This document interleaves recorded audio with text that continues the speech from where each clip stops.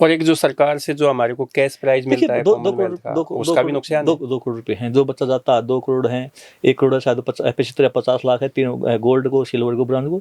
वो पैसा तो मैं तो रखता है इसी के लिए। कॉमनवेल्थ में पदक जीतना तो कोई बड़ी बात नहीं है, क्योंकि वहाँ पे कंपटीशन तो होता ही नहीं। कॉमनवेल्थ गेम्स में जो भी अंग्रेजों के जो गुलाम देश थे उनके होते हैं। कॉमनवेल्थ में जो कुश्ती को हटा दिया अब की बार, उसमें इवेंट को नहीं रखा है, तो उससे तो अपने हरियाणा के क्या देश के ही पहलवानों का काफी नुकसान होगा। देखिए, मेडल टैली में उसका प्रभाव पड़ेगा। हमें पता होता कि भाई इतनी कठिनाई है तो मैं शायद ज्वाइन ना करता डीएसपी की नौकरी। लेकिन हुड्डा साहब ने तो आपको जमीन भी दी, बिल्कुल नहीं दी, बिल्कुल नहीं दी। कौन सी जमीन दी? पहलवान जो आज एमएलए है, उन्होंने कहा कि भाई हमारी वो जो मुख्यमंत्री नायब सिंह सैनी ने कहा था कि भाई हम जो पेरिस ओलंपिक में सिल्वर मेडलिस्ट की जो राशि एक पहलवान को, एथलीट को दी जाएगी, वही विनेश फोगाट को मिलेगी, और अब वो राशि हमें नहीं दी गई। पर मुख्यमंत्री जी ने घोषणा की भाई सिल्वर की राशि हम देंगे।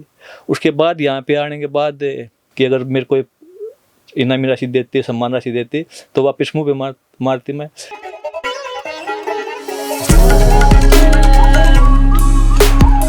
नमस्कार, मेरा नाम है OP Vashishtha. The Haryana talks के आज खास मेहमान है ओलंपिक पदक विजेता पहलवान योगेश्वर दत्त, जो कॉमनवेल्थ में भी कई बार देश का प्रतिनिधित्व किया और पदक भी जीत चुके हैं, और आजकल जो है वो एक पॉलिटिशियन है, और उम्मीद ये करते हैं कि पहलवानी में, रेसलिंग में देश का नाम, तिरंगा जो है विदेशों तक फहराया।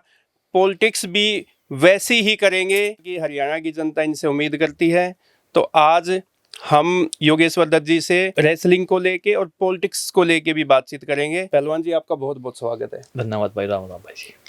और पहलवान जी, जैसे चुनाव तो हो चुके हैं और अखाड़ा उखड़ा आपने चला रखा है एकेडमी, अब तो यहाँ रोहतक के आसपास ही है, तो कैसे प्रैक्टिस चल रही है वहाँ बच्चों की? देखिए, अपनी एकेडमी यहाँ पे रोहतक गोवान रोड पे बना रखी है हमने, गिल्लोड़ गाँव में जी। यहाँ से 18-20 किलोमीटर के रास्ते पर।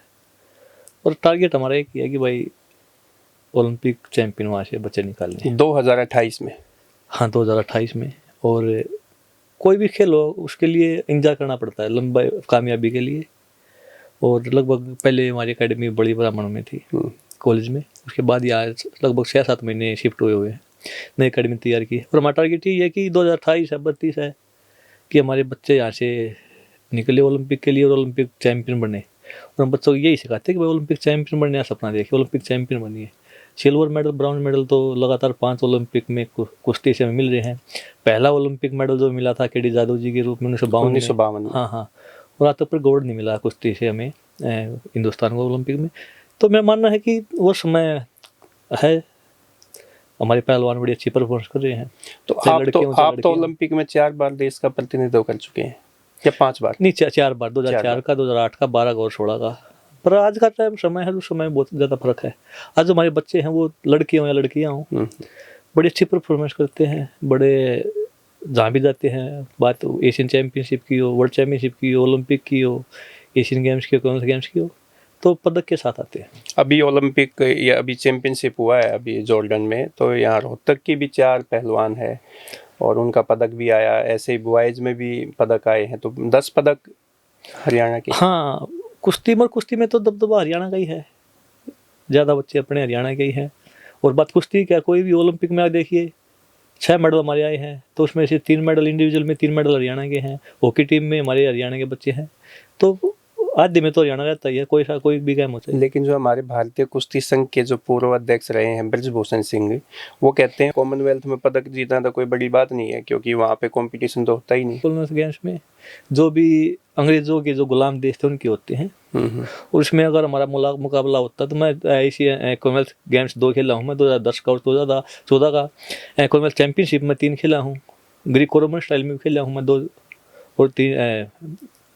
तो मेरा यही है मानना है कि कॉमनवेल्थ गेम्स में हम बोल सकते हैं कि कुश्ती में इतना कंपटीशन नहीं है। हाँ, इतना नहीं है।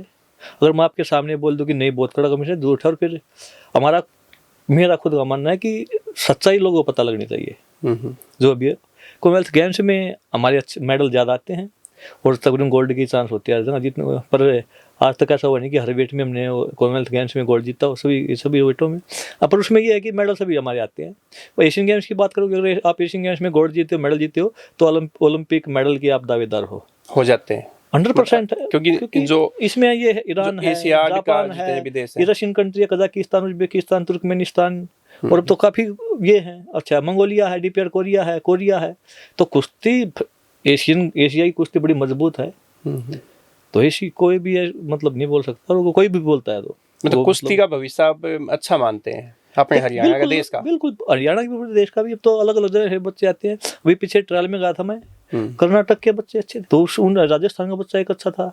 अभी नेशनल चैंपियन ट्रायल थी, मोस्ट ट्रायल में था मैं, तो अच्छे हैं। और हरियाणा पहले महाराष्ट्र के अच्छे पहलवान बताते थे, फिर हरियाणा के अच्छे पहलवान, फिर तो हरियाणा का दबदबा हुआ। अब मानते हैं कि आप कर्नाटक, राजस्थान और कई और भी स्टेट ऐसे हैं जो कुश्ती में अच्छा एक करने दो लगे। बच्चा, हाँ, लड़के भी हैं, लड़कियां भी हैं। और पहले महाराष्ट्र आप लगाइए, पंजाब लगाइए, कि उनकी समस्या ये है कि वो अपनी पुरानी शैली में रहे, वो मिट्टी में ज़्यादा करते रहे। और जो हमारे हरियाणा के थे, वो मिट्टी के साथ साथ मैट पे ज़्यादा फोकस किया। और ओलंपिक में अगर आपको मेडल जीतना है, ओलंपिक चैंपियन बनना है, तो आपको मैट पे आना पड़ेगा। पर पंजाब में भी और महाराष्ट्र में भी वहाँ के जो पहलवान हैं मिट्टी में ज़्यादा लड़ते हैं, क्योंकि मिट्टी में बहुत ज़्यादा पैसा है। अपने यहाँ हरियाणा के तो जो दंगल होते थे वो तो अब उनका कोई ज्यादा चर्चा सी नहीं होती। अच्छा, पहले तो दंगल की कुश्ती बोलते अभी थे। भी मेड़ों के दंगल खूब होते हैं, पर चर्चा नहीं होती। पर चर्चा इसलिए कम होती है क्योंकि मैच पे हमारे पहलवान जो बड़ी अच्छी परफॉर्मेंस करते हैं।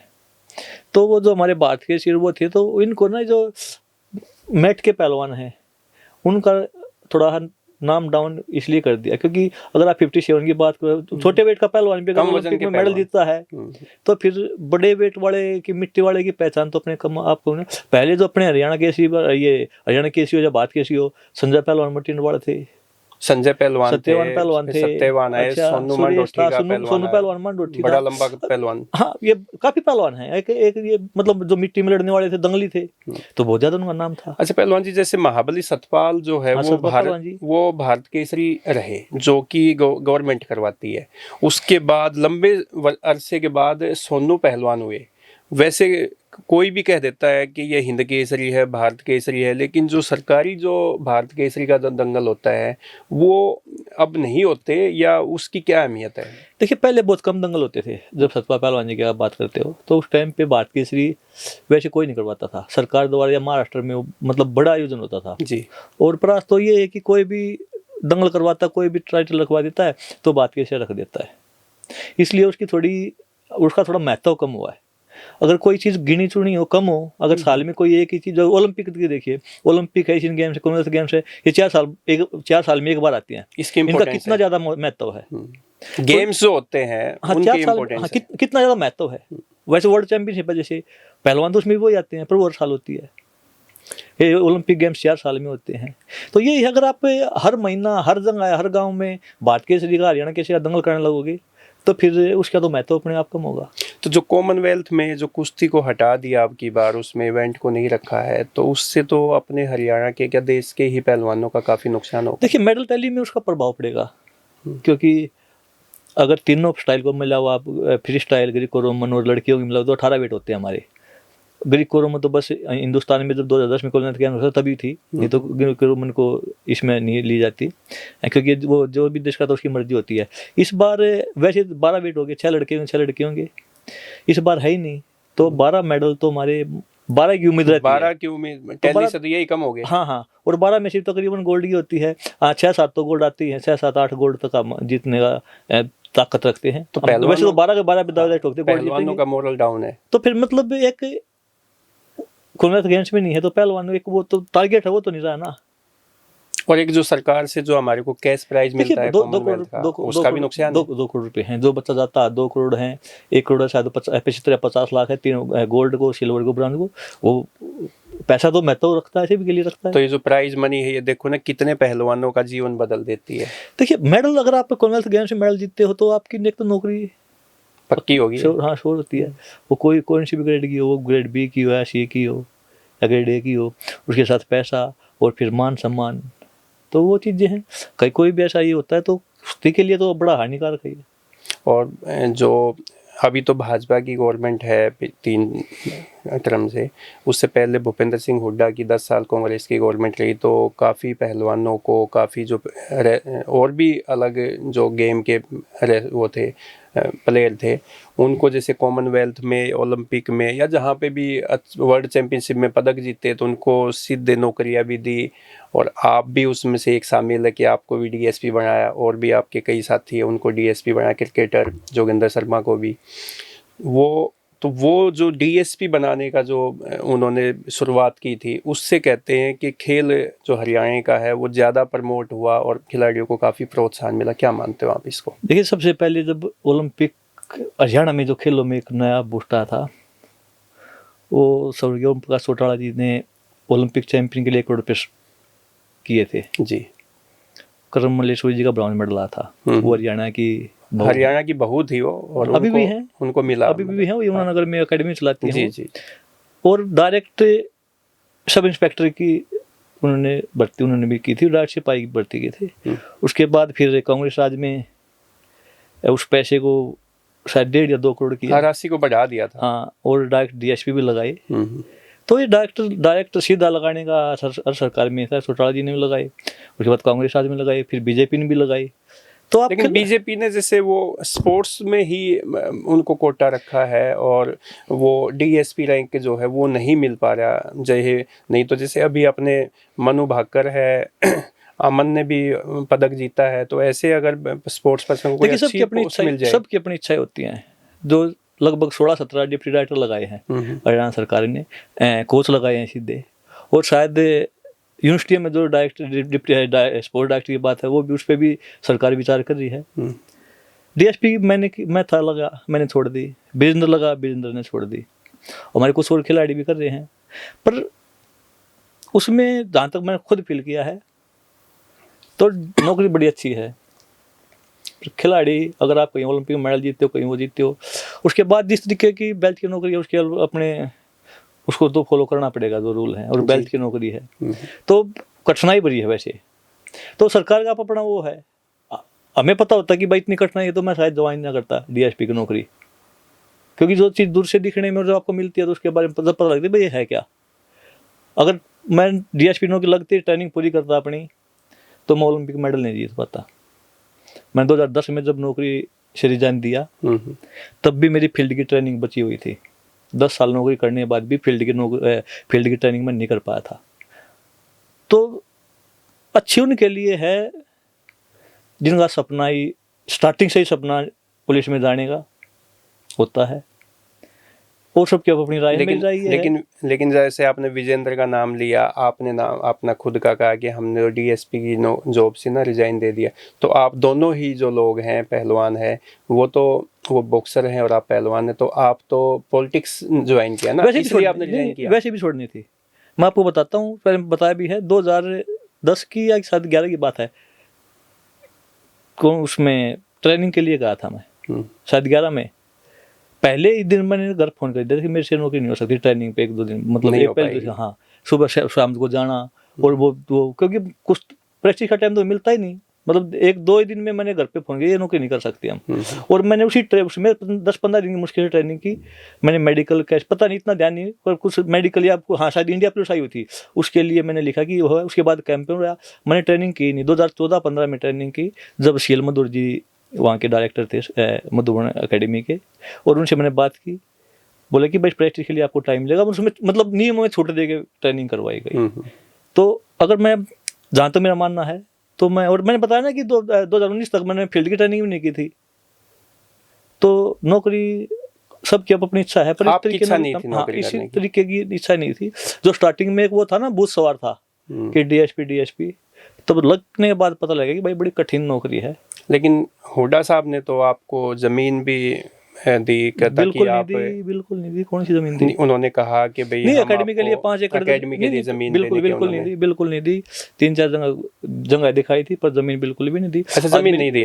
नहीं। आज मेरी 8 एकड़ जो जमीन है खुद के पैसों से ली हुई है, और खुद का ही है। सरकार से 5 करोड़ रुपए मिले थे या सेंट्रल गवर्नमेंट से, वो भी जो ओलंपिक मेडलिस्ट होता है उसको, कोई अगर आप एकेडमी चलाते हो उसके लिए या कोई बिल्डिंग बनाते हो या कोई सामान खेल का सामान है, उसके लिए 5 करोड़ तक की वो होता है NSDF फंड से। जी। तो ये किसी को अगर आप जैसे को भी जो कि हमारी सरकार ने मतलब किया हुआ है, कांग्रेस सरकार में या किसी में भी, वो अपने पैसों से ज़मीन और जितना भी खर्चा हुआ है सारा खुद से किया हुआ है, उस 5 करोड़ वो छोड़ के।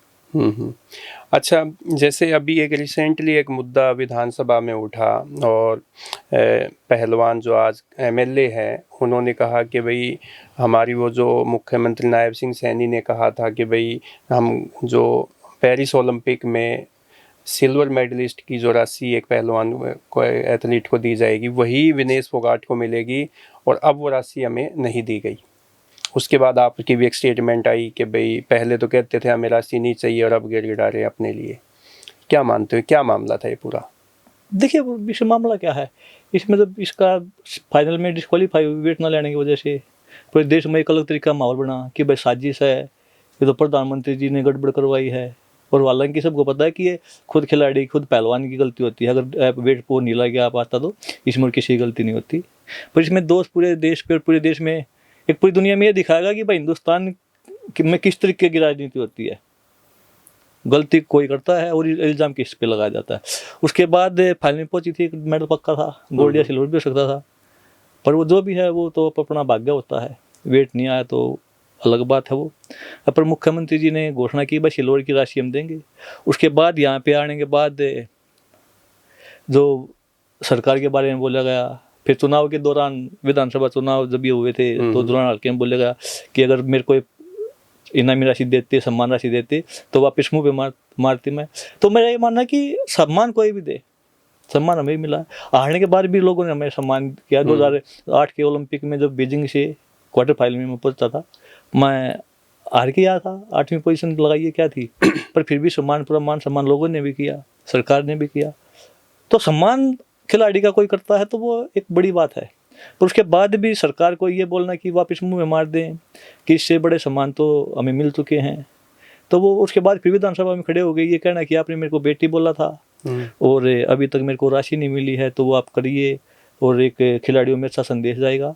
तो जब मुख्यमंत्री जी या कोई भी है तो अपनी बहन या बेटी, किसी को बेटी बोलते हैं, तो बेटा या बेटी का भी ये फर्ज बनता है कि जो हमारे बड़े बुजुर्ग हैं, हमारे पिताजी हो या हमारे चाचा ताऊ हो, तो उनका भी हमें सम्मान करना चाहिए, ना कि उस चीज़ का सम्मान का तिरस्कार करना चाहिए। देखो, एथलीट तो जो है वो एक परिवार का, माँ बाप का नहीं होता, वो तो पूरे प्रदेश का, देश का होता है।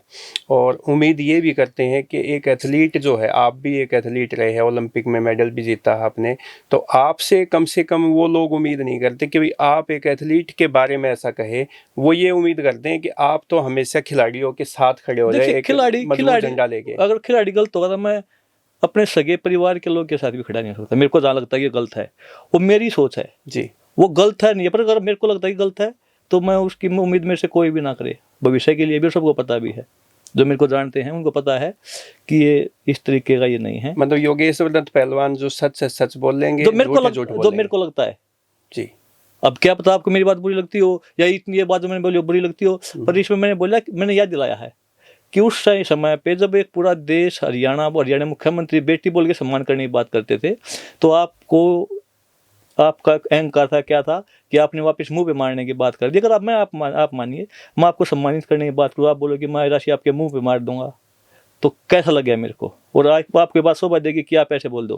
कोई भी अगर आप मेरे को बोलो कि एक एथलीट को भी अपने गरिमा में रहना चाहिए। एथलेटिक्स को नहीं, एक नागरिक को, और नागरिक को एटलीस्ट में एक कोई खिलाड़ी की को तो कम से कम रहना ही चाहिए, क्योंकि उनको तो एक अनुशासन है, वो देश का एक खिलाड़ी बनता है तो उसको लोग देखते हैं जी। तो ऐसी बातें नहीं बोलनी चाहिए। अब आप मेरे को सम्मानित करो, अब मैं आपके यहाँ हूँ, आपने मेरे को अभी बुक्का दिया, मैं इसको आप बोलोगी नहीं, इसके आपको मैं इसको आपके मुंह पे मारूंगा तो आपको कैसा लगेगा? नहीं, बुरा लगेगा बिल्कुल। तो वो बात बोली है मैंने। सम्मान, मुख्यमंत्री जी ने सम्मान, बेटी बोल के सम्मान बात किया, कोई भी करे, बात अकेले मुख्यमंत्री जी की नहीं है, तो उसका सम्मान करना चाहिए। और बात पैसे की भी नहीं है, बात है सम्मान की। अगर कोई प्यार से, आपने प्यार से तो बुलाया है, अगर हम आपका तिरस्कार करेंगे, आप हमें सम्मान दोगे, हम आपके सम्मान को ठुकराएंगे तो आपको कैसा लगेगा? और सम्मान से कोई भी दे, सम्मान होता है। अच्छा, ऐसा भी जैसे कहा जाता है, जैसे सोशल मीडिया पर चलता है, जब भी कोई आपका या कोई आप स्टेटमेंट देते हैं तो सोशल मीडिया पे इस तरीके की बातें चलने लग जाती है कि भाई बजरंग पूनिया ने अपने वेट कैटेगरी में आपको मौका दिया ओलंपिक में जाने के लिए, वो पीछे हटे। ये कितनी सच्चाई है, क्योंकि हम लोग तो सब लोगों को एक वाकिफ हो जाए कि भाई सही बात क्या है। 1% भी नहीं है। वेट कैटेगरी में पे 65 में थी, 65 वो में 61 में खेलता था। तब 65 खेला तो मेरे साथ उसकी जब क्वालिफाई किसी और पहलवान ने हरा लिया उसको, उसके साथ ट्राई भी मिल जाएंगी। मौका शायद वो कोई होता है, अमित धनखड़ से या किससे आ रहे थे शायद, मे बी। हाँ हाँ, मौका वो होता है जब आप तगड़े हो मेरे से और आप मेरे को मौका दो। आप अगर मेरे से कमजोर हो तब तक तो आपने कहाँ मौका दे दिया। और भी कुछ ऐसी बातें आती है कि भाई हमने कुश्तियाँ दी, फिर कुश्तियाँ देने का मतलब नहीं होता मौका देने का मतलब। तगड़ा तो मौका अपने आप ले लेता है, बाद में अपनी निकल जाए, कोई भी हो चाहे। तो ये अलग बात है कि उन्होंने ट्रायल में हिस्सा नहीं लिया हो, या भाई आपके उस वेट में कोई और पहलवान हो तो किसी और ने हरा लिया हो बात। और वो आपके साथ कोई ऐसा नहीं, कोई कुश्ती नहीं होती उन्होंने, वही है, एक दो कुश्तियाँ हुई हैं, पर कोई मौका थोड़ी दिया हो। जब कुश्ती किसी और ने हरा लिए क्वालिफाई के लिए जो थी। अच्छा, वहां तक पहुंचे नहीं है कि भाई आप तक नहीं, वैसे लीग में भी हुई थी, एक दो हुई थी, पर ऐसे थोड़ी बोल सकता कि कोई हमसे तकड़ा था। हमने जब तक कुश्ती की 2016 तक तो 4 ओलंपिक में आपने देश का प्रतिनिधित्व किया, तो ओलंपिक दो कमजोर तो पहलवान नहीं थे। 2 एशियन गेम्स खेले हैं, 2 कॉमनवेल्थ गेम्स खेले हैं, और भी बहुत चैंपियनशिप थी। और बीच में मौका तो हमने दिया लोगों को, मैट पे जाके कुश्तियाँ दी है भाई, चलो कोई बात नहीं आप खेलो, जूनियर होता कोई बात नहीं। मौका देता तगड़ा, कमजोर आदमी कब से मौका देने लग गया। मौका तो ठीक कह रहे हैं आप, ये बात कि तगड़ा ही मौका दे सकता है। आप जाइए, हम तो गोल्ड लेने के बाद भी मैं तो नहीं गया, सिल्वर और ब्रॉन्ज जो सेकंड और थर्ड वो गए हैं। कॉमनवेल्थ चैंपियनशिप में कुछ समय तो बाद तो मैं कॉमनवेल्थ चैंपियनशिप खेलने में जाता था, जो मैं फर्स्ट आता था वो सेकंड और थर्ड पे जाते थे। आप उनको मौका देते कि ताकि और भी भाई जो है कोई भी हो, मैं हमेशा मैं जूनियर थे, साथ में थे, तो जाइए आप। मौका ये होता है, तगड़ा तो मौका अपने आप लेता है, कमजोर आदमी मौका कैसे दे देगा। कोई ऐसा प्रूफ होगी भाई वहां पे हम तगड़े थे और हमने कुश्ती दी, तो ये बिना बात के लोगों को बहकाने वाली बात है। इसमें हम पढ़ते भी नहीं इतना। नहीं, ठीक बात है। तो ये जो ब्रजभूषण जी के अगेंस्ट एक जो मूवमेंट प्रदर्शन किया, एक आंदोलन चलाया, और फिर वो उसके बाद वो राजनीति में आते हैं, तो उसको आप क्या देखते हो, क्या मामला था? देखिए कितना सच्चाई है, कितने झूठ है उसमें। देखिए, किसी बंद कमरे में किसी लड़की के साथ, किसी लड़के के साथ कुछ किया है, उसकी जिम्मेवारी तो हम लेते नहीं। पर मैं ये बोलता हूँ कि ब्रजभूषण शरण सिंह 2012 में जब उन्होंने कुश्ती बागडोर संभाली और अब तक जब तक रहे हैं, तो कुश्ती बुलंदियों तक पहुंची है जी। बात ओलंपिक की हो, बात कॉमनवेल्थ गेम्स की हो, बात एशियन गेम्स की हो, कुश्ती के बारे में बात कर सकते हैं। क्योंकि चरित्र के बारे में किसी लड़की ने अगर लगाया है तो कोर्ट में कैसा वो, अब उसके बारे में हम कैसे बोल दें। हमसे तो कभी ब्रजभूषण, हमारे सामने कभी ब्रजभूषण की बात हुई नहीं, कभी हमारे साथ ऐसी बातें उसकी हुई नहीं। कभी किसी पहलवान ने आपको शिकायत भी नहीं की शायद? कभी जिंदगी में कभी नहीं की।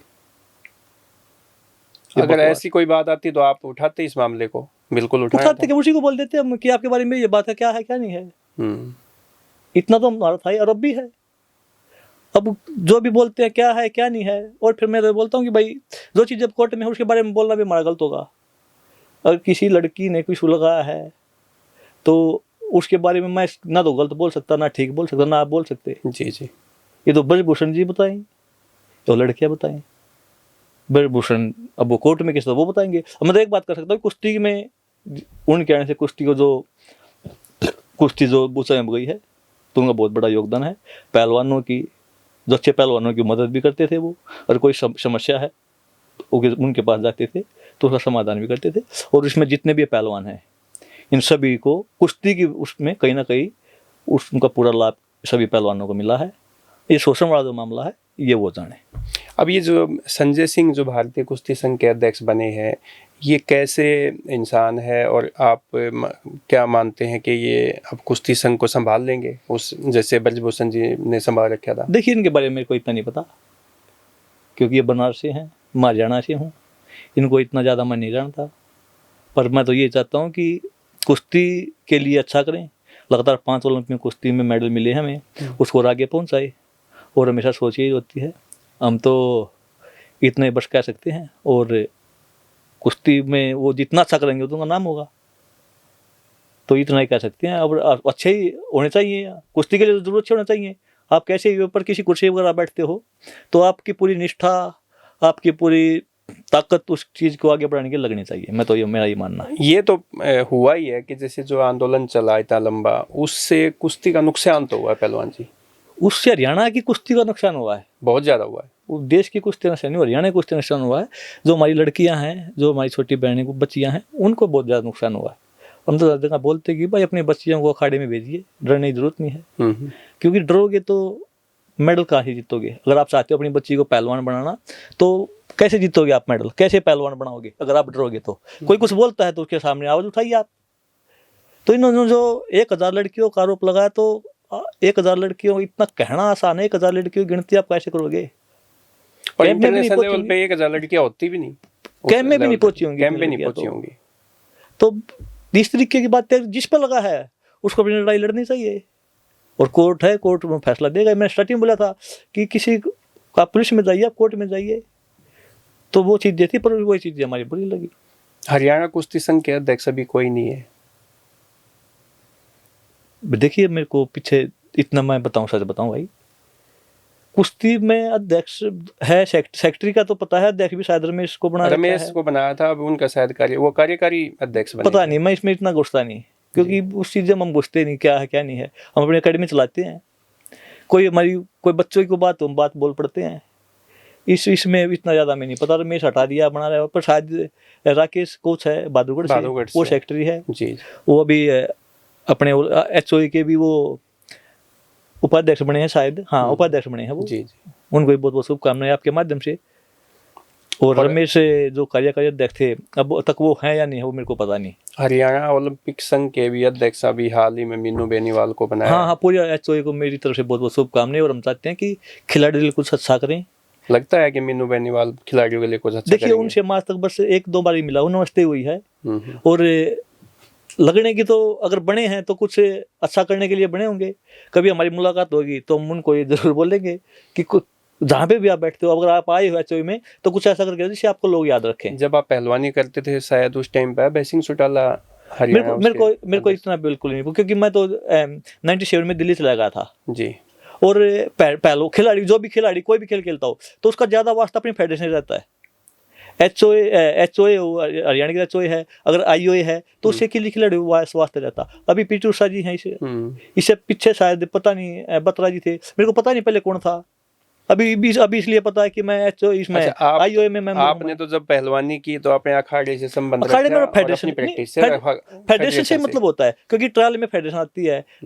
IOA का रोल तो बस इतना ही होता है, एशियन गेम्स हो, कॉमनवेल्थ गेम्स हो, ओलंपिक हो, उसमें टीम को भेजने का वो रोल होता है। तो जैसे जो अपने जो नेशनल गेम्स होते हैं उसमें जो रेसलर है, चाहे वो लड़कियां हैं लड़के हैं, उनको किन किन चीज़ों का ध्यान रखना चाहिए, कैसे प्रैक्टिस करनी चाहिए, और फेडरेशन के संपर्क में कैसे रहे, और उनको जैसे उन देखिए फेडरेशन अपने मार्ग से भटके नहीं हो। मैं फेडरेशन की पहले एक बात, फेडरेशन के संपर्क आप करने की जरूरत ही नहीं। अगर आप अच्छे हो तो फेडरेशन के संपर्क में अपने आप कैंप में जाओगे, अध्यक्ष वो जरूर, और उसमें फेडरेशन में भी का भी रोल यही होता है, आप ट्रायल कराइए अच्छे तरीके से, निष्पक्ष होके, और टीम भेजिए। आपको लगता है कि भाई हमें प्रोत्साहन राशि करनी चाहिए कुछ, तो पहुंचाइए। फेडरेशन का काम यही होता है कि भाई उस खेल को आगे बढ़ाए। तो उसमें संपर्क की ज़्यादा ये नहीं है कि भाई आपको फेडरेशन में चक्कर लगाने हैं। हमने कभी फेडरेशन के चक्कर नहीं लगाए, कैंप में रहते थे। तो ये जरूरत हो तो जो ट्रायल होते हैं इनमें भी भेदभाव हो जाता है?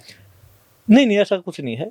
भेदभाव अगर करते हैं तो रेफरी ये होते हैं 19-20 का, क्योंकि कुश्ती में आज आप चैलेंज फेंक सकते हो, वीडियोग्राफी होती है, और आप बिल्कुल 100% बोलो कि बिल्कुल वो है, तो उसके तो मैं ये आपके बैठ के यहाँ पे झूठ बोल के चला जाऊंगा, कोई फायदा नहीं होगा।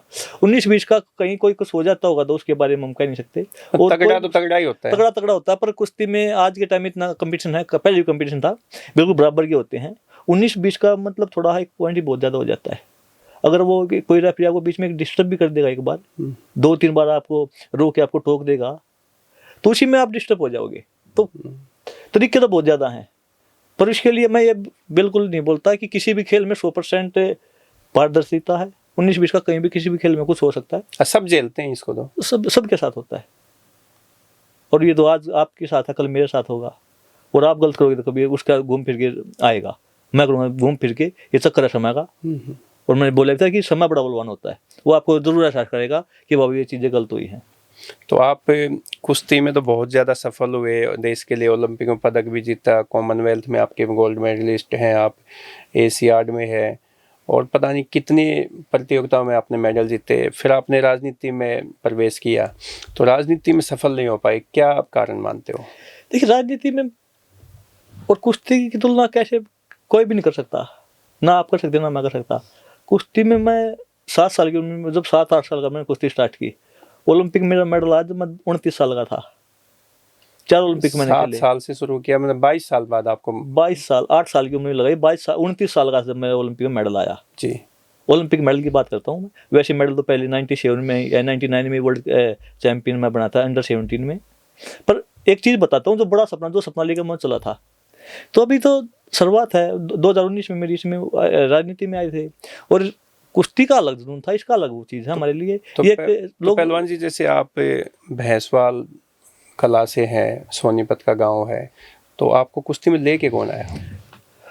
मैं तो ये कहूँगा कि किस्मत थी, भगवान का आशीर्वाद था। क्योंकि जब पहली बार मैं अखाड़े में गया, मैं ये सोच के गया था अखाड़े में गया, मैं बच्चों के साथ वैसे ही गया था खेलते हुए। बच्चे वहाँ पे कुश्ती कर रहे थे मिट्टी में, वहाँ पर मैं उनके साथ खेलने लगा। फिर मैं दिल्ली जाने लगा। वो मेरे पहले गुरु मास्टर सतबीर जी थे, वो मेरे को जानते थे, गाँव में से भी जानते थे। वो फिर बोले, क्योंकि गाँव में मेरे को मनीष बोलते हैं, उसने बोला कि मनीष रोज आया कर तू। मैं रोज जाने लग गया।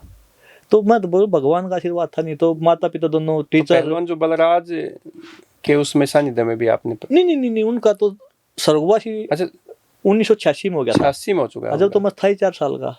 ओके। उनका नाम था गांव में बहुत ज्यादा। अच्छा, उनके भाई भैंसवाल के जो बड़े नामी पहलवान रहे हैं, चर्चे ही नहीं होते थे कि भाई हमारे गांव में एक बलराज पहलवान था, उसका देहांत हो गया था, इतना तगड़ा था। वो था कि भाई मेरे को भी बड़ा पहलवान बनना है। अब वो तो उनका तो शायद वजन भी 120-25 किलो होगा। शायद कैप्टन चांदरूप के अखाड़े में प्रैक्टिस करते थे आजादपुर मंडी में। हाँ, हाइट भी 6 फुट से ज्यादा बताई, 6'3" की बताई, क्यों देखा तुमने? अच्छा, आपने देखा नहीं? तुम 4 साल के थे, हम कहाँ से देखते थे खड़े अखाड़े। पहली बार मैं तो 8 साल का था। चर्चाएं होती थी भाई हमारे गाँव में एक बड़ा पहलवान रहा है। चर्चाएं होती है, अभी भी होती हैं, उनकी चर्चाएं होती हैं। कोई बुटला भटकाई का बार हमारी भी चर्चा हो जाता होगा। अब तो पुराना नहीं, अब तो पूरे देश में योगेश्वर दत्त जो है वो सेलिब्रिटी है। तो हम तो है ना, वो तो थे नहीं ना, उनका तो नाम ही नाम सुना था हमें। ये था कि हमें बड़ा पहलवान बनना है। अब बड़ा कैसा बनना वो पता ही नहीं था, तो बस ये था कि पहलवान बनना है। तो राजनीति में संयोग से आए या कोई? राजनीति में भी कोई वो नहीं था। फोन आया था एक बार पहले। किसका फोन आया था? किसी का, वो उसको अब छोड़िए, बस ये बताओ, फोन आया चलो कर लेते हैं। इसमें भी कोई ये सोची समझी वो नहीं थी। अगर सोचते समझते तो इस तरीके से लड़ते कि शायद ना भी हारते। और किस्मत में हारना लिखा था तो हार भी गई। और हार मेरे लिए, हार और जीत को मायने रखती। कुश्ती में हम इतनी कुश्तियां हारे हैं। ये तो ऐसी आ रहे हैं कि भाई जिंदगी में कभी सब कुछ खत्म हो गया। 2008 में जब दूसरा ओलंपिक था, 8 सेकंड पहले मेडल के नजदीक था। अगर वो कुश्ती जीता क्या पता उसी मेरा क्या पता मेडल पक्का होता। जब सुशील ने जीता, जब सुशील का आया था। हाँ, तो उसमें तो आप मेडल के बिल्कुल नजदीक थे उसमें? हाँ, मैं 7 सेकंड बची जब आया था। जो सेमीफाइनल में जाता मैं, उसके बाद क्या था, फाइनल में जाता या ब्राउन, क्या जो भी होता वो तो अब तो होता क्या, क्वार्टर फाइनल हार चुकी है, उसके बारे में बात ही नहीं कर सकते। पर मैं बताऊँ कि ऐसा लगे सब कुछ खत्म हो गया, इससे अच्छा मौका कोई मिल नहीं सकता। ग्रुप बहुत अच्छा था मेरा, पुल बहुत अच्छा था। उसके बाद फिर नी इंजरी हुई कि अब क्या होगा, 2012 कैसे पकड़ूंगा मैं। 2010 कॉमनवेल्थ गेम्स के बाद मैं डिस्क प्रॉब्लम हुई, 6 महीने में फिर बेड पे रहा, मतलब यहाँ पे था। फिर उसके बाद मैं जॉर्जिया गया कि अब कैसे होगा। तो ऐसा सब कुछ खत्म हो गया। तो 8 के बाद आपने ये सोच लिया था कि भाई पता नहीं मैं 12 का खेलूंगा? 2008 के बाद 2000 इतने नजदीक से मैं अब क्या होगा। फिर 2012 की तैयारी मैंने स्टार्ट कर दी थी। 2009 में मेरे को नी इंजरी हुई, 2 ऑपरेशन हुए, मैं साउथ अफ्रीका ऑपरेशन करा गया। उसके बाद कॉमनवेल्थ गेम्स में मैं यहाँ पे जो इंडिया में होता वहाँ पे गोल्ड जीता। उसके बाद एशियन गेम्स की मैं तैयारी में लगा हुआ था। मेरे को डिस्क प्रॉब्लम, हाँ, L4-5 में मेरे को डिस्क स्लिप हुई थी मेरी। 6 महीने लगभग फिर मैं रेस्ट पे गया। मेरे को डॉक्टर ने मना कर दिया था कि भाई आप दिक्कत ज़्यादा है, आप नहीं कर पाओगे, और ऑपरेशन करा जब भी दिक्कत है। पर मैं जॉर्जिया, जो हमारे जॉर्जियन कोच थे वो मेरे को जॉर्जिया ले गए। उन्होंने वैसे अपनी देसी थेरेपी करवाई थी और मैं ठीक हो गया। और भगवान, मैंने मेहनत की तो भगवान ने मेरे को ब्राउन मेडल दिया। और इतना टफ ग्रुप था, वर्ल्ड चैंपियन, वर्ल्ड का सिल्वर मेडलिस्ट, और सभी मेरे ग्रुप में थे। 5 कुश्तियाँ मेरी हुई। रशियन पहलवान जिसे मारा था वो 3-4 बार का वर्ल्ड चैंपियन था, ओलंपिक मेडलिस्ट था। और भी सारे, ईरानी पहलवान था, पेट्रोरिको पहलवान, सभी मेरे ग्रुप में थे। वर्ल्ड बुल्गारिया का था जो सिल्वर मेडलिस्ट था, वो भी वर्ल्ड का, वो मेरे ग्रुप में। और जब मेरे को मेडल मिल गया, जब ये था कि ग्रुप बड़ा अच्छा पड़ा है, मेडल पक्का आएगा, तब मेडल नहीं मिला। जब आपको, जिसको सिल्वर मेडल मिला था और आपको ब्रॉन्ज मिला, उसके बाद शायद उन पहलवान के साथ कोई मिस हैपनिंग हुई और फिर आपको ये कहा कि भाई आपको सिल्वर मेडल मिलेगा, ऐसा कुछ? हाँ, उसका ना सबको पता नहीं है कि वो कैसे क्या था। 12 में मेडल आया था हमारा, जी। उसका सिल्वर आया था, मेरा ब्राउन्ज। बेसिक खुदको नाम था उसका, रशियन पहलवान थे, 5 बार के वर्ल्ड चैंपियन थे, 2 बार के ओलंपिक मेडलिस्ट थे, सिल्वर मेडलिस्ट, ब्राउन्ज मेडलिस्ट। पर 2016 4 साल बाद वो सैंपल चेक होते, पर उससे पहले 2013 में ही शायद, हाँ 2012, हाँ 13 में उनका एक रोड एक्सीडेंट में उनका देहांत हो गया था, 2013 में। 13 में ही। पर 2012 में जो डोप लिया था ओलंपिक में, उसकी रिपोर्ट जो है वो उसी 4 सैंपल, साल नहीं उसी सैंपल की दोबारा 2 सैंपल लिए जाते हैं, जी। एक को उसी टाइम लेते हैं, एक को बाद में, मतलब कभी भी ले सकते हैं वो। तो 2016 में कोई नई टेक्नोलॉजी आई थी, उसका जो सैंपल था, सभी का था, हमारा भी लिया होगा, टेस्ट किया होगा। 2016 में वो टेस्ट किया, 2 एक और था, उसमें वो डोप में आया था, पर तब तक उसका देहांत हो चुका था। और प्रावधान ये है कि भाई कोई पहलवान डोप में, कोई भी खिलाड़ी डोप में आता है मेडलिस्ट, तो उसको हटा के जो उससे नीचे वाला मेडलिस्ट है, सिल्वर हो या ब्राउन मेडलिस्ट हो, तो उसको अपग्रेड किया जाता है। तो वो था, पर तब तक उसका देहांत हो चुका था। तो आपने क्या, आपके पास ये ऑफर आया इसका कि ये तभी ये चीजें चली थी। फिर ये मेरे पास साथ के साथ में रशियन के बहुत ज्यादा मैसेज आए इंस्टाग्राम पे, क्या कि भाई ये वो पहलवान था, ऐसे हो गया, ये हो गया, कि आप मेडल कैसे ले सकते हो। मैंने वो किया भी था। फिर मैंने फेडरेशन में बात की कि मैं ऐसे ऐसे है जी, और मैंने उसमें वो कर दिया कि भाई ये मेडल उसका परिवार के पास ही रहने दिया जाए, इस पे ज़्यादा मतलब इस पे बातचीत भी ना की जाए, क्या करना क्या नहीं करना। क्योंकि जो ओलंपिक चैंपियन एक और था, 3 बार का ओलंपिक चैंपियन था उज्बेकिस्तानी, वो भी उसी डोप में आया था, उसके मेडल मतलब वापस किए गए। तो मेरा कहना मतलब ये है कि हमने फेडरेशन में बोल कर वो माजिश को ख़त्म करो। और मैंने फिर पोस्ट भी डाल दी थी कि भाई मेरा अनुरोध है अपने नाडा इसके वाडा से कि भाई इसका मेडल जो है उसके परिवार के पास रहने दिया जाए, उसकी संपत्ति है वो उसके परिवार के पास उसकी यादें। तो ऐसा तो एक एथलीट जो है वो बहुत कम देखने को मिलते होंगे, क्योंकि ये तो खेल भावना है और उस परिवार के प्रति एक संवेदना भी आपने प्रकट की है। देखो, जब मेरे को ना ये न्यूज़ सुनी मैंने, जब भी मेरे को ज़्यादा कोई खुशी नहीं हुई। आप जब मेडल जीतते हो ना मैच पे उसी टाइम कंपटीशन में जो आप जीतते हो, असली खुशी आपको तभी होती है। अब आपके माध्यम से कोई ये बोल देंगे झूठ बोले, ये है सच बहुत बता रहा हूँ मैं कि वो जब ये क्या बस ये मैं, क्योंकि तब तक वो भी तो ध्यान आएगा कि आज वो इस दुनिया में नहीं है, उसका कारण कुछ भी हो सकता है। फिर वो इंस्टाग्राम पे जो मैसेज, वो फेसबुक पे जो मैसेज देखे मैंने रशियन के, तो उससे और ज़्यादा अंदर से ये हुआ कि यार ऐसा नहीं करना कुछ बोलना चाहिए। इसलिए फिर वो बोले हम कि भाई ऐसा ऐसे है, उसके परिवार के पास ही वो चीज़ें रहने देनी चाहिए। तो 2019 में बड़ौदा से आप चुनाव बीजेपी की टिकट पे लड़े, आप जीत नहीं पाए, फिर वहाँ पे उपचुनाव हुआ, तो फिर बीजेपी ने आपको टिकट दिया, तो फिर वहाँ पे आपकी जीत नहीं हो पाई। उसके बाद अब 2024 का जो इलेक्शन था उसमें आप गोहाना से टिकट मांग रहे थे, तो कहाँ पे चूक हुई? संगठन ने वहाँ से डॉक्टर अरविंद शर्मा को टिकट दिया, आप क्या कितने डिजर्विंग थे? क्योंकि आप तो वहाँ पे बहुत ज़्यादा मेहनत भी कर रहे थे, पिछले 4 साल से लगातार आपने मेहनत की, वहाँ पे लोगों के बीच में गए। देखिए, मेहनत जरूरी नहीं कि आपको हर बार मेहनत का फल मिले, और ये चीज़ें हमने सीखी हुई हैं, पर फल जरूर मिलता है मेहनत का। वो थोड़ी लेट हो जाए, कोई और तरीका हो जाए, ये चीज़ सारी मैंने कुश्ती से ही सीखी है। कुश्ती के दौरान इतने लंबे करियर में इतनी ज़्यादा मेहनत करके इतने उतार चढ़ाव देखे हैं कि कोई ज़्यादा खुशी वाली चीज़ ज़्यादा खुशी भी नहीं दे सकती, कोई ज़्यादा परेशानी वाली चीज़ ज़्यादा परेशानी भी मैं नहीं कर सकती। आपने मेहनत की थी 2024 के लिए, और टिकट भी हम कोई बोलते हैं कि उसकी टिकट की इच्छा है अभी भी, और आगे भी इच्छा है, इच्छा रहेगी, और मेहनत भी उसी लिए करते हैं आदमी। अगर बिना इच्छा के अगर आप कोई मेहनत करोगे तो फिर आपको वो मेहनत नहीं करते, फिर आप वो बोलते हैं ना कि आप तो एक लेबर वाला काम कर रहे हो, कि सुबह से शाम तक काम किया, 500 रुपये दिहाड़ी लेके घर पे आ गए, रोटी खाए सो गए। तो मेहनत करते हैं और कुछ पाने की इच्छा से ही मेहनत करते हैं। अभी हम अकेडमी चलाते हैं, अकेडमी में हमारी इच्छा है कि हमारे बच्चे ओलंपिक चैंपियन बने। तो राजनीति में भी यही है। 2024 का हम चुनाव लड़ना चाहते थे, पर वो पार्टी का जो फैसला था वो भी हमें मानना है, और जिसको भी पार्टी टिकट देती है तो टिकट उसी की होती है। ये बोलते हैं कि क्योंकि हम जब चुनाव लड़ते भी थे, मेरी टिकट थी, टिकट काट दी, टिकट तो एक ही होती है, जिसको मिलती टिकट उसी की होती है, कटती किसकी है। तो हमारा ये मानना था, फिर अगले की तैयारी के लगते हैं। तो लोकसभा का चुनाव लड़ना ज़्यादा पसंद करते हो कि विधानसभा का? देखो बाप, तो इसी सिचुएशन जो फंस जाए वो है ठीक। लोकसभा विधानसभा का मतलब लोकसभा के लिए ये था कि भाई सरकार पार्टी का चाहेगी तो लड़ देंगे, फिर विधानसभा के लिए जब एक पहलवान ने दंगल में छुट्टी बोल रही थी तो कोई आओ चाहिए नहीं। फिर राजनीति तो चीज ऐसी है ना, इसमें तो वो है ही नहीं किया है। और राजनीति कुश्ती में भी अगर आप करोगे तो पहले आपको स्टेट खेलना है, फिर नेशनल खेलना है, फिर कैंप में जाओगे, कैंप में जीतना है। आप वर्ल्ड कोई भी टूर्नामेंट खेलोगे तो उसके लिए पहले कुछ भी एक वो तो पार करेंगे ना। तो इसमें भी यही है। अभी तो 2019 से पहले तो कुछ भी नहीं है। 26-27 में परिसीमन होगा, 19 में फिर चुनाव है, फिर कोशिश करेंगे, कोशिश करते रहेंगे।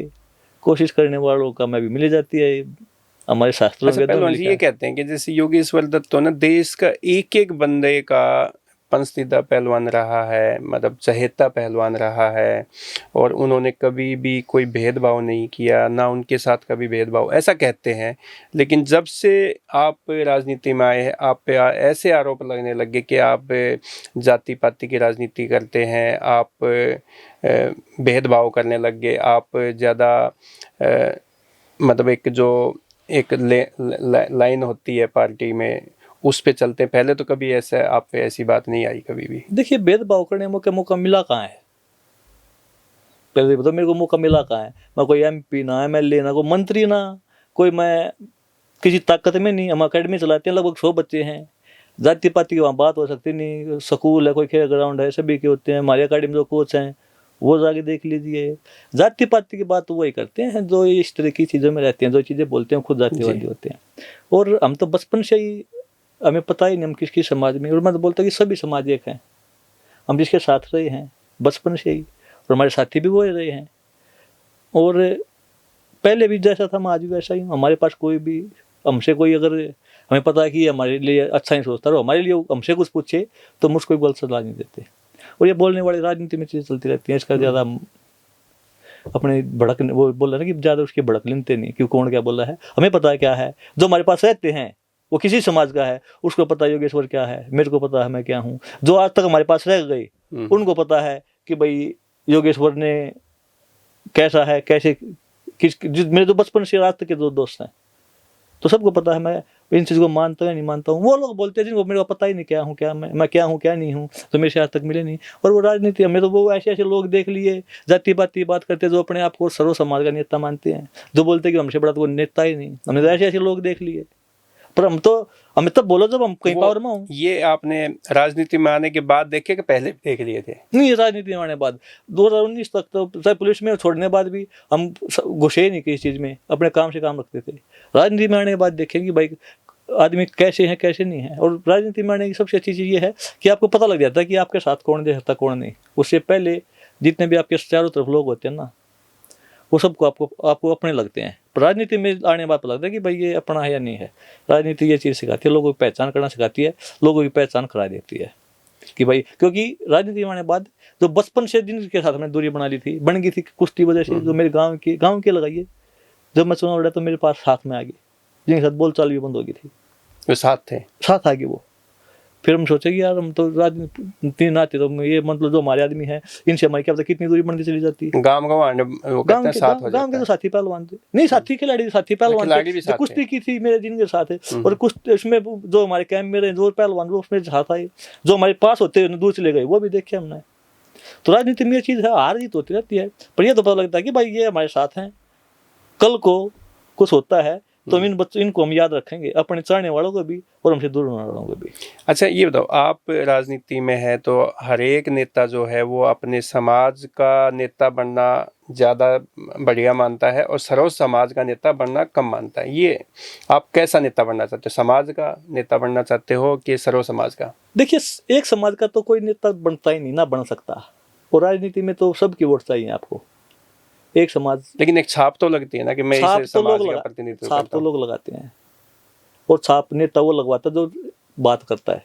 मैंने तो पीछे एक सब वो हुई थी ब्राह्मण संसद हुई थी, वहाँ पे आप सुनना मेरा, अपने खड़ा को वहाँ भी बोला था कि रोहतक और सोनीपत से रमेश कौशिक जी और रोहतक से अरविंद शर्मा जी MP हैं।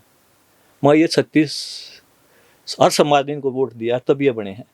और मगर सभी का, कोई भी राजनीति आदमी हो कोई भी हो, हमारा काम ये है कि सबको जोड़ के चलिए, सबको आगे बढ़ाएं। तो अगर सच्चे आप हिंदुस्तानी, अपने आप को सच्चा हिंदुस्तानी मानते हो, सच्चा सनातनी मानते हो, तो सबको एक साथ लेकर चलने का काम करो। बड़ी सभा किसी ने भी शायद ऐसा नहीं बोला होगा, तो हमने वो भाषणों का तो देख लिया आप, नहीं तो वहाँ पे नहीं, हमने आपकी बातें सुनी है, आप हमेशा तो देश को आगे रखते नहीं, हैं और सब बातों मेरे के साथ पीछे तो आज भी हर समाज के बच्चे, हमें पता ही नहीं कौन है, जो मेरे साथ रहते हैं उनको सबको पता है कि भाई कैसा है, हर समाज की बात है, हमारे साथ वो लोग खड़े रहते हैं। तो वही है, और आपको प्रूफ किसी को नहीं करवा सकते। भगवान राम भी साबित नहीं कर पाए अपने आप तक जब तक वो रहे, सीता माता नहीं करवा पाई अपने आप को साबित, सच्चा साबित, तो हम तो हैं ही क्या। तो इनके लिए भड़कना तो और ज़्यादा वो है, अपना अच्छा खाएं, अच्छा पिए, अच्छी मेहनत करें, अपना हमसे जो वो कर दें। हमारा टारगेट यही है कि बाबा अकेडमी में जाते हैं तो अपना 100% देने की कोशिश करते हैं।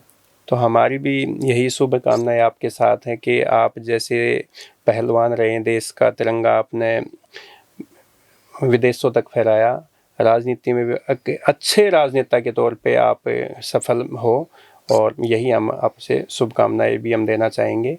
और उम्मीद भी हमारे जो दर्शक हैं वो यही चाहेंगे कि योगेश्वर दत्त जो देश का बेटा है, पहलवान है, वो राजनीति में भी स्वच्छ राजनीति का परिचय देंगे।